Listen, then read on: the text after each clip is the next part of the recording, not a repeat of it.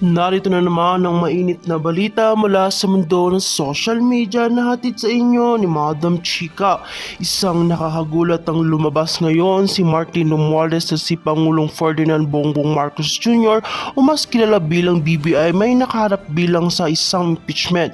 Pinatotohanan nito ng dating Pangulong Rodrigo Duterte na mayroong bagong pasabog na magpapatibay sa lahat ng mga paratang.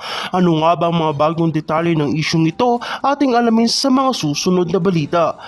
Hindi inaasahan ang pagbabalik loob ni FPRRD sa mga isyong ito. Ayon sa mga impormasyon na nakuha natin, si Duterte mismo ang napakatotoong meron siyang mga ebidensya laban kay Romualdez at BBM. Ibinunyag ng dating Pangulo na mayroong mga hindi tamang gawain ng dalawang leader na ikinokonsidera niyang labag sa interes ng bayan. Ano kaya ang nagiging epekto nito sa kasalukuyang administrasyon? Sa mga pahayag ng ilang mga eksperto, maaaring makapagbigay ito ng malaking epekto sa politika ng bansa.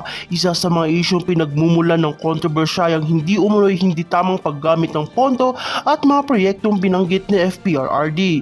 Sa kanyang mga pagsaksi, nilantad din ni Duterte ang umano'y mga lihim na kasunduan naglalayong mapaboran ang ilang mga negosyo at politikal na grupo.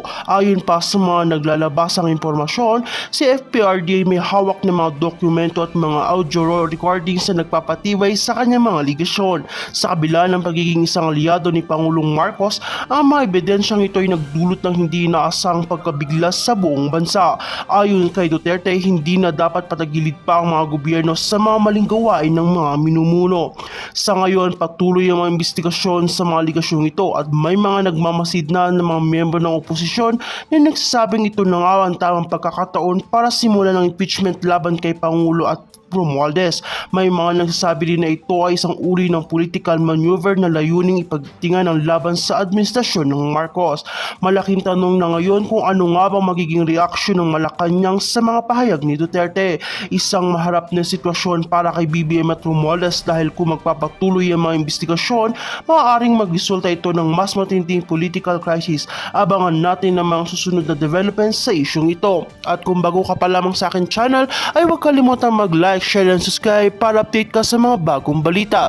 At para naman po sa mga karagdagang impormasyon, panoorin po natin ang buong video.